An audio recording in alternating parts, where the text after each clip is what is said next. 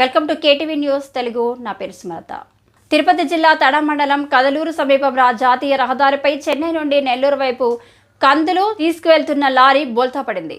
Driver నిద్రపోవడంతో lorry అదుపు తప్పి బోల్తా పడినట్లు స్థానికులు గుర్తించారు. ఇందులో భాగంగా ఇద్దరికి తీవ్ర గాయాలు కావడంతో సూళ్లూరుపేటలోని ప్రభుత్వ ఆసుపత్రికి క్షతగాత్రులను తరలించడం జరిగింది.